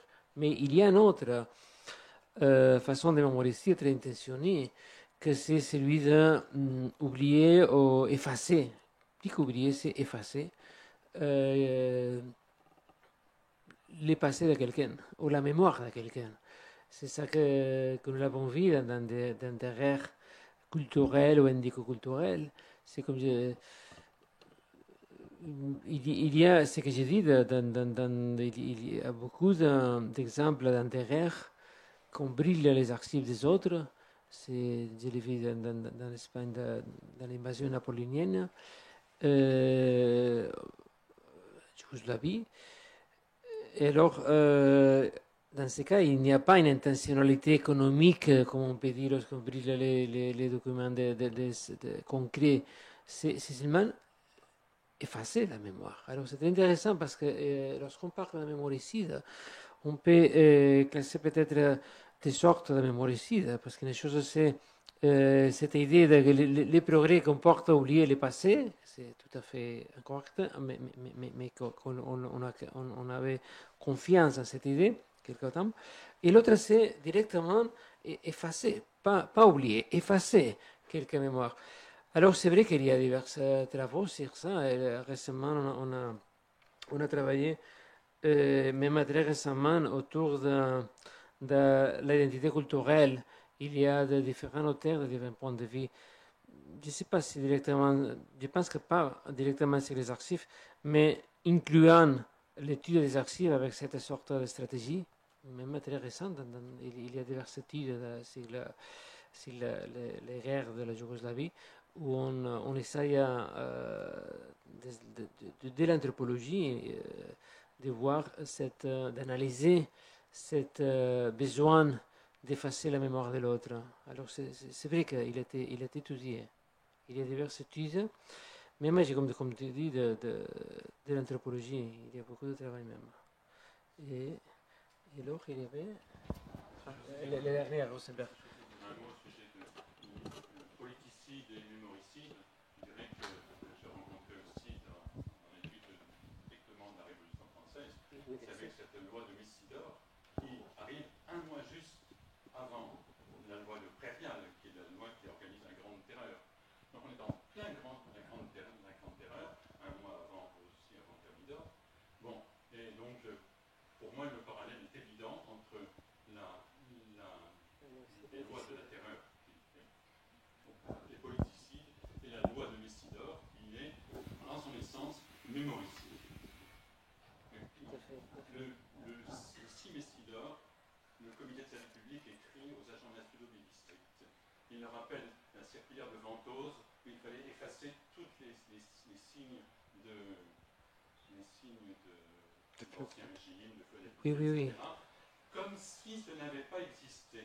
Il faut que les pierres soient pour vraiment faire en sorte qu'on oublie complètement ce qui s'est passé. Et c'est signé Robespierre, Prieur, Carnot, Collot, Lerbois, Billaud-Varenne, tout le meilleur comité de service. Oui, bien sûr, les mémoricides, c'est un politicide. Le 6 Messidor. C'est daté du 6 Messidor. Donc le lendemain, on ne sait pas vraiment à la mémoire nationale telle que nous l'envisageons aujourd'hui. Oui. Mademoiselle, je suis d'accord avec mes collègues que ces deux phénomènes sont très liés. On peut trouver dans l'histoire probablement des cas quand ils sont très liés, mais il faut chercher bien. Normalement, une suit une autre. William Rosenberg, c'est plus simple de lire son article. Oui, vraiment. L'idée était, c'est pas long, c'est transparent. Il a écrit sur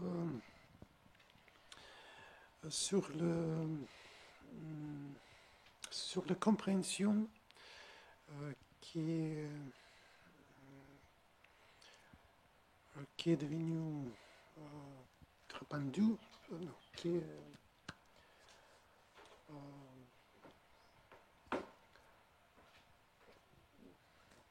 je rephrase. Il a parlé d'un phénomène d'intérêt montant aux archives. En Russie aussi, oui. Et ce phénomène a des diverses explications. Parfois, les archives étaient fermées. Oui. Parfois, elles étaient dans un état absolument terrible. Et on a laissé, comme on le fait au Moyen-Âge. Quand le roi Édouard II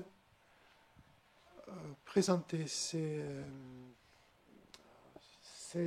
droits pour la couronne d'Écosse, il a demandé qu'on trouve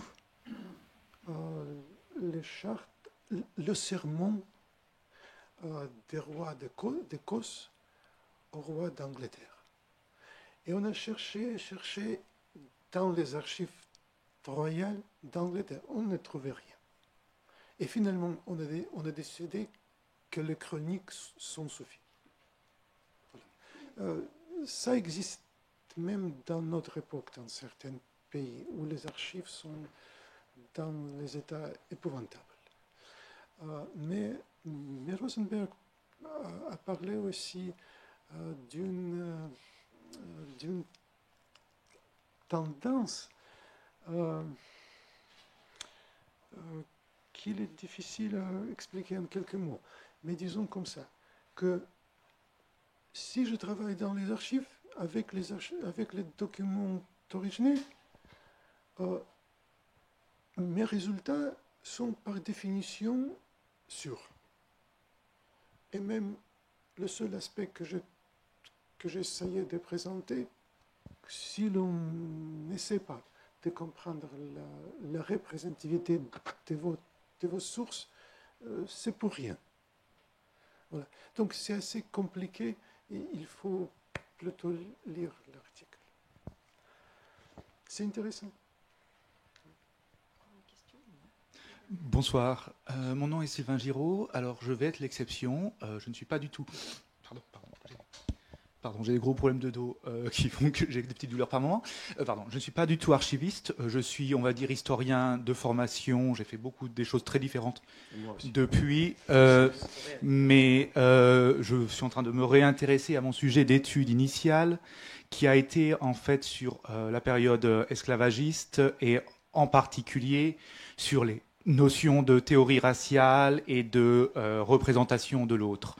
Et j'ai finalement été à me poser la question, étant historien et ne m'étant pas vraiment posé les questions d'archives au départ, j'ai été obligé de me les poser, parce que quand on commence à représenter l'autre, il faut bien se demander qui détient le pouvoir de la parole, qui détient l'archive, qui détient le document et la représentation.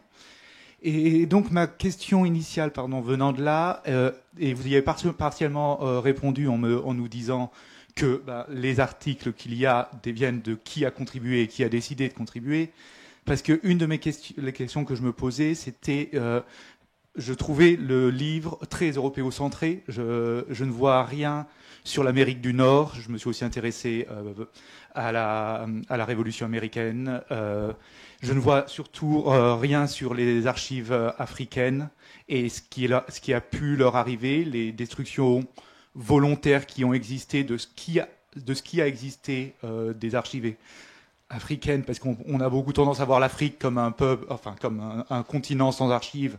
C'est quand même pas entièrement vrai, et il y a des choses qui ont été détruites à différents moments. Et donc je me suis demandé s'il y avait eu une réflexion autour du livre et autour du colloque sur ce qui s'était passé hors d'Europe. Personnellement, en ce moment, je me préoccupe beaucoup de ce qui s'est passé sur les archives par rapport aux Herero en Namibie pendant le génocide de la fin du 19e, début 20e par l'Empire allemand, de la question rwandaise et de ce qui a pu arriver depuis aux archives. Et il y a beaucoup de travail d'histoire très récente qui se fait maintenant autour du Rwanda. Et donc je me posais la question de savoir si vous avez des éléments sur la question particulière des archives au Rwanda et ce qui s'est passé autour du génocide et des archives. Voilà. Mais au départ, c'était une question sur pourquoi le côté très européen. Je comprends que c'est en fait sans doute juste une question de qui a décidé de participer. Certainement, ça va. Certainement, qui a décidé de participer, qui a réalisé son désir de participer, qui non. Mais vous savez, l'explication est très simple. La première, j'avais très peu d'argent. Donc, je n'ai pu t'inviter beaucoup de gens. Et en effet, le colloque avait du succès seulement parce que certains gens comme Flossel sont venus en payant de leur propre poche, ou de leur université. Deuxième obstacle, c'était d'identifier les spécialistes hors de l'Europe. Et on a décidé que c'est déjà suffit si l'on essaie de couvrir la plupart de l'Europe. On n'a pas réussi parce que, disons, la Scandinavie n'est pas représentée, les Pays-Bas, la Grèce, n'est-ce pas? Mais quand même, 11 pays sont présentés. Voilà, donc aucun préjudice. Mais à l'autre, il y a une raison scientifique. À partir de ces cadres qu'il a définis avec comment faire ces colloques qui avaient lié il y a déjà une décennie à Moscou. Mais après, lorsqu'on reprend ce livre, parce qu'après ça, nous avons, comme je dis, on a réfléchi après s'il y avait quelque intérêt de les publier et de faire continuer un travail jusqu'aujourd'hui. Comme vous pouvez voir, en voyant là, il y a là, d'abord, c'est un livre, la volonté, c'est pas faire une encyclopédie, parce que, comme vous pouvez dire, on peut arriver à faire une encyclopédie mondiale. Mais alors, ce qu'on a pensé, lorsqu'on a repris ce travail, il y a des années qu'on avait fait cette colloque, et nous arrivons aujourd'hui, 10 ans après. Alors, l'idée, c'est ici, c'est dans ces cadres si vastes, si on veut, parce qu'on peut faire une encyclopédie, et même on peut commencer même au Moyen-Âge et finir aujourd'hui, parce que d'exemples, comme j'exposais, c'est permanent, parce qu'il y a ces rapports entre documents, mémoire, identité, politique, alors c'est une chose tout à fait permanente, on peut parler même, alors on peut faire une réflexion tout à fait de l'anthropologie et de la politique. Mais alors, comment gérer ça et comment organiser ça? Alors, on pouvait voir, l'idée qu'on a prise ici, c'était prendre des piliers occidentaux, que c'est la Révolution française et la Révolution russe. Vous pouvez voir ici que la plupart il y a une partie centrale, c'est la Révolution française, et l'autre, c'est la russe. Et parmi, il y a des autres relationnés. Par exemple, dans l'Espagne, le cas de la Catalogne, mais c'est touché idéologiquement par cette même discussion qui vient de la France. Alors, l'idée, c'est, dans ces cadres, que c'est tout à fait vaste, et qu'on peut faire, si on veut, et si on peut, une encyclopédie mondiale, et même on peut faire, après, on peut continuer, peut-être nous pouvons continuer, et même de la réflexion de pourquoi on arrive ça, comment ça se cadre d'identité, mémoire, politique. Nous avons pensé que grâce à les invitations faites par Igor Filippov il y a déjà 10 années, on pouvait faire une réflexion très cohérente. Et je pense que le livre, c'est tout à fait cohérent parce qu'on prend, c'est comme tu dis, tout à fait occidental, mais c'est des axes, parce qu'il y a une continuité entre la Révolution française et la russe, et toute la... Vous pouvez voir, c'est ça, c'est les deux révolutions, et même les conséquences, parce qu'on peut arriver à... Qu'est-ce qu'on arrivait après de la révolution russe? On arrive jusqu'à Rosenberg. Alors c'est un exemple très concret, je pense, et je pense que c'est cohérent pour ça, mais c'est bon que, comme vous avez dit, même on peut faire une collection après ça, on peut continuer à faire des livres sur ça, parce que bien sûr qu'on peut continuer avec tout le monde. C'est tout à fait intéressant. Pardon. Pardon, je ne veux pas tenir le micro trop longtemps, je voulais juste répondre. D'une part, ce n'était aucunement un reproche, c'était vraiment une curiosité. Si, si. L'autre chose, du point de vue de la curiosité, en fait, une raison pour laquelle je posais la question, j'ai mal exprimé, c'est je me demandais aussi s'il y avait des questions de philosophie de l'archive. Et par exemple, je vais parler de l'exemple africain, mais peut-être en termes de continuité de l'archive, la Chine serait un meilleur exemple. Je me posais la question de savoir si la Chine révolutionnaire avait la même approche de on va dire, la révolution dans les archives au moment du grand bond en avant, etc., ou s'il y a une mentalité, des cadres de pensée tellement différents que, en fait, ce qui se passe est totalement différent. C'est vraiment juste une question. Je n'ai pas du tout d'éléments de réponse, mais je me posais cette question. Dans le cas de la Chine, on a effacé l'histoire, même on peut dire. Parce que c'est très intéressant qu'aujourd'hui, il y a des universités, des jeunes professeurs qui sont reprenant l'histoire médiévale. C'est tout à fait c'est très difficile de trouver des médiévistes en Chine. Il y a, je connais seulement 2 qui sont en commençant. C'est très intéressant que la révolution dans la Chine, et surtout après ce qu'on dit la révolution culturelle, a effacé pas même les archives, pas même les mémoires. Et alors c'est très intéressant parce que alors les études, si les lettres,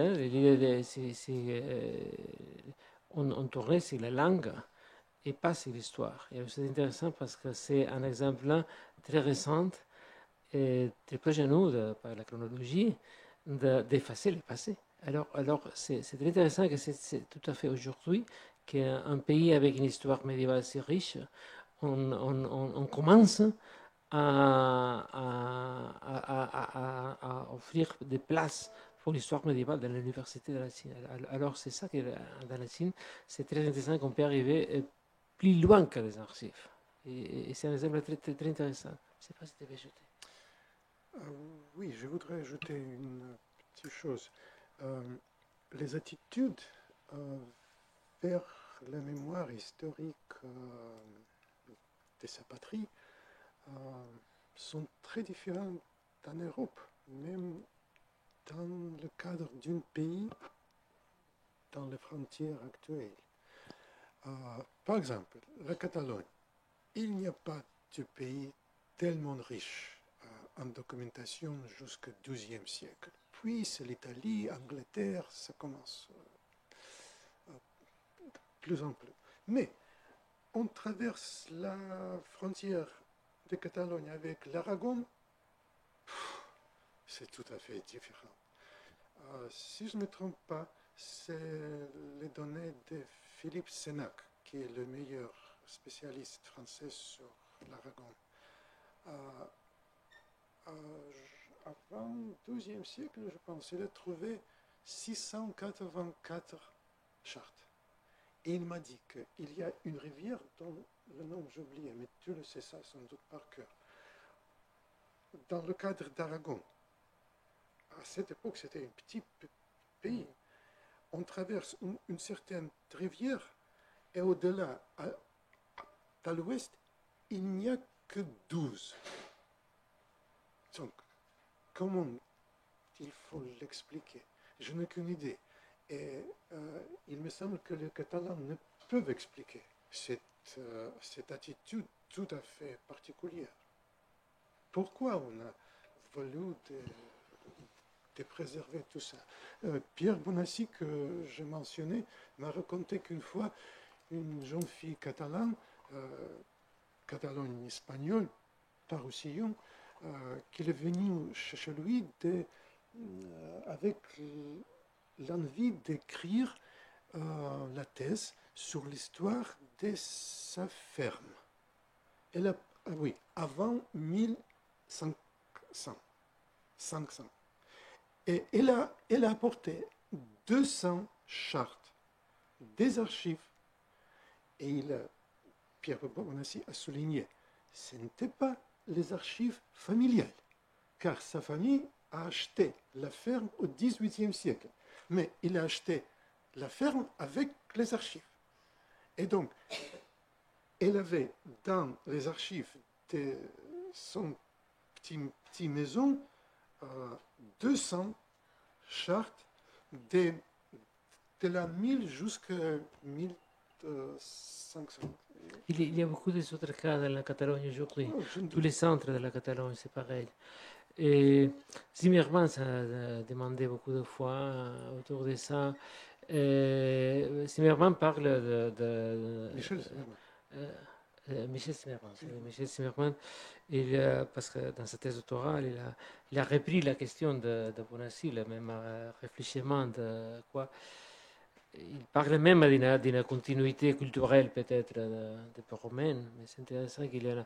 En tout cas, dans le cas de la Catalogne, depuis le Moyen Âge, il y a un usage de la documentation. Ce n'est pas une simple amour pour la culture.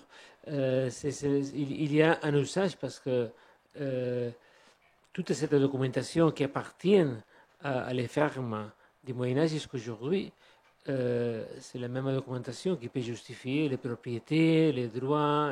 Alors il y a c'était intéressant que la richesse patrimoniale s'est axée en les documents. Alors la question c'est ça, les documents ont une utilité. C'est le même document qui a continué du Moyen-Âge jusqu'à aujourd'hui. Et c'est vrai que dans les fermes, beaucoup de documents particuliers, le gouvernement actuel de la Catalogne s'essayant de contrôler cette masse documentale.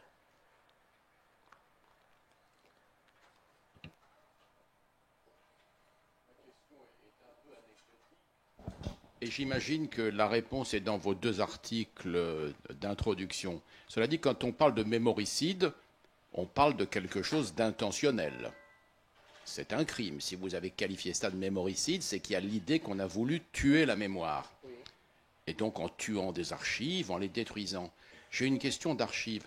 Est-ce que les tueurs d'archives laissent des archives permettant de comprendre pourquoi ils détruisent les archives? D'habitude, oui. Oui.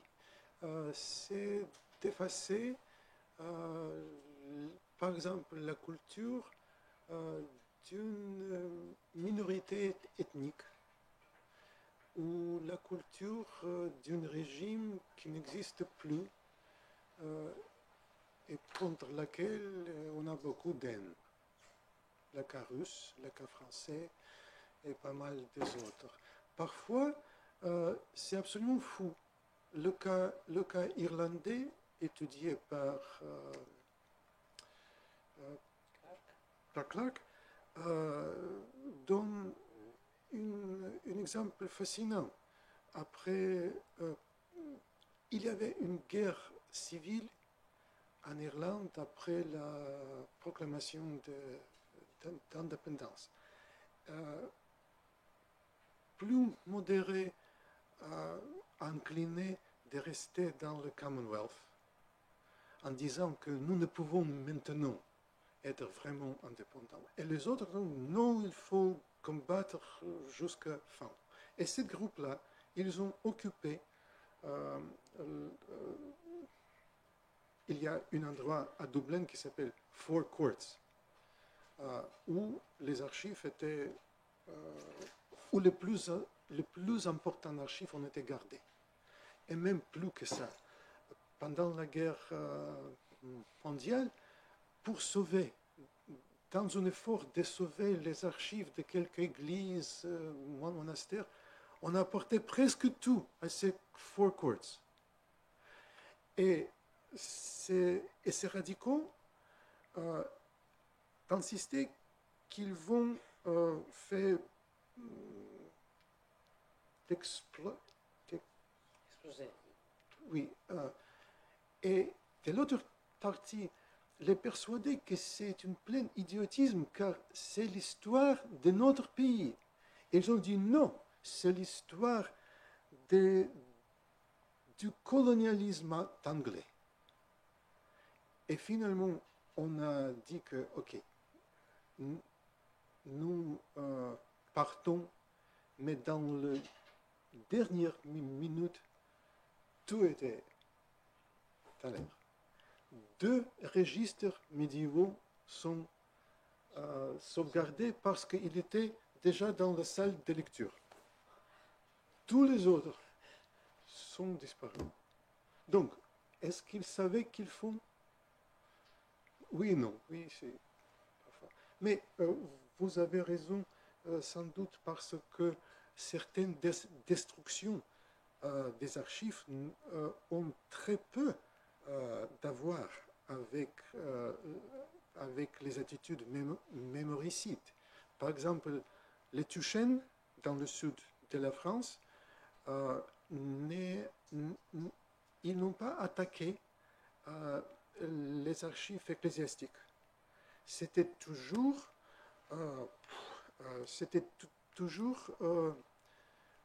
les archives d'État, parce qu'il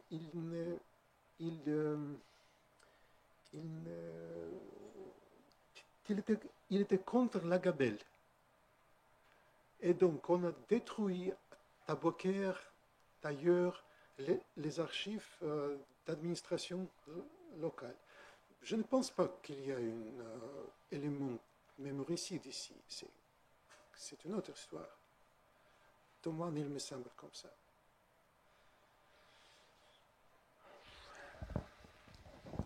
Si je peux, j'apporterai un point de vue un petit peu plus nuancé sur les questions qui ont été soulevées. D'abord, je serais moins pessimiste que vous sur la Chine.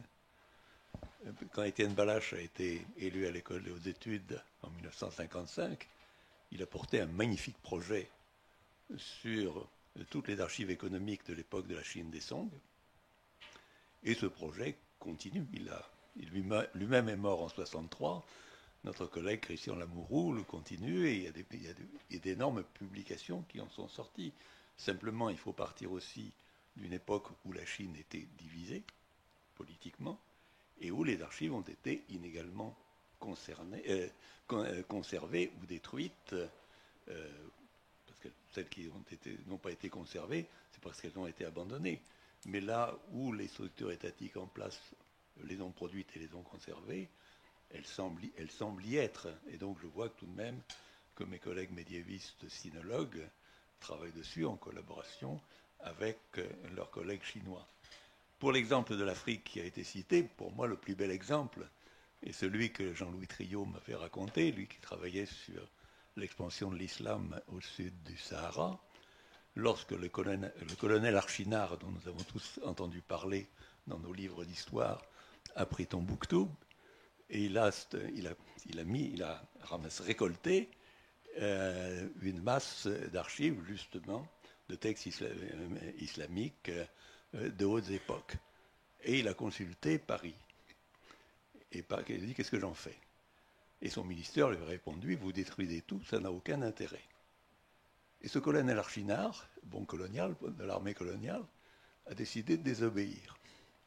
Et les 3 cantines du colonel Archinard sont, pour les chercheurs qui travaillent sur l'expansion de l'islam au sud du Sahara après le Xe, XIe siècle, une ressource absolument fondamentale. Donc, qu'un militaire de l'armée coloniale ait décidé de désobéir à son ministère me paraît assez extraordinaire et exemplaire, parce que c'était le ministère qui était mémoricide, et c'est le colonel Archinard qui ne devait pas être, parce qu'il avait une ouverture d'esprit particulière, les a conservés. Alors, sur le plan européen, dans la liste des pays absents, moi, je pense à l'Espagne et plutôt à la partie castillane, mais je pense surtout à l'Italie, qui possède tout de même, pour les historiens du Moyen-Âge et de l'époque moderne, les archives les plus longues, les mieux conservées. Bon, révolution ou pas, il y a eu l'occupation française, la fameuse série K transportée à Paris et restituée par Pétain à l'Espagne de Franco. Quand je travaillais à Simancas, quand il manquait quelque chose, c'était la faute de l'occupation française. Et pourtant, à réintégrer dans les archives de Simancas, la série K restait tout de même l'une des mieux ordonnées. Mais si je m'interroge sur l'Italie, pourquoi ces archives sont finalement aussi massives et finalement aussi bien conservées et est aussi facile d'y travailler? parce que la constitution des archives s'est faite à partir des anciens États, et des anciennes administrations, et on a conservé à Venise, à Florence, à Naples, à Palerme, etc., etc. On a conservé la structure des archives telle qu'elle avait été produite par les administrations de l'époque. Et ce qui en fait un cas absolument fascinant. Et j'ai visité pas mal d'archives paroissiales en Sicile.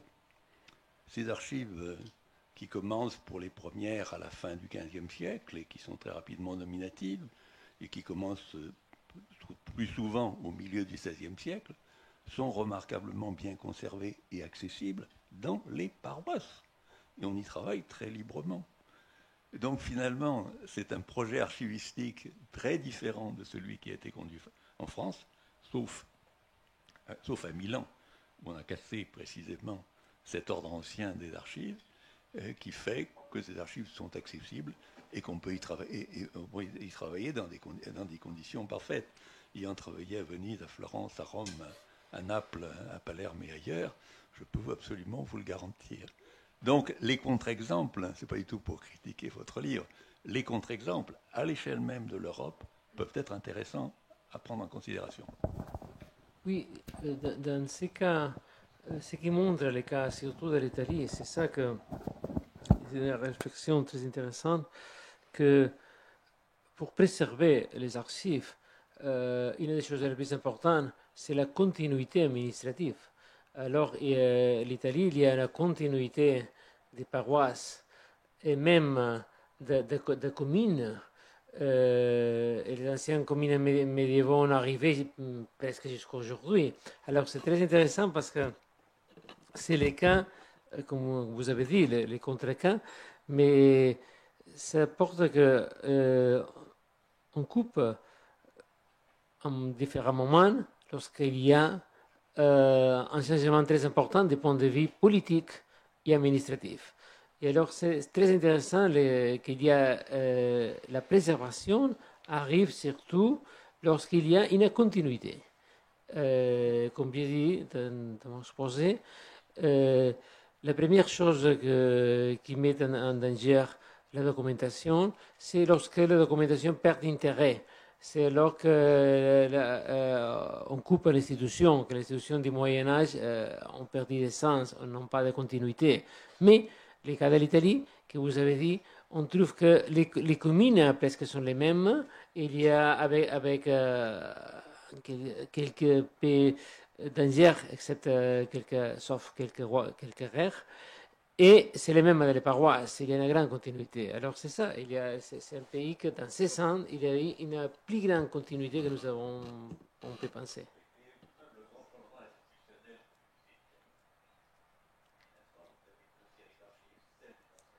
Oui, en réalité, on a adapté. Mm-hmm.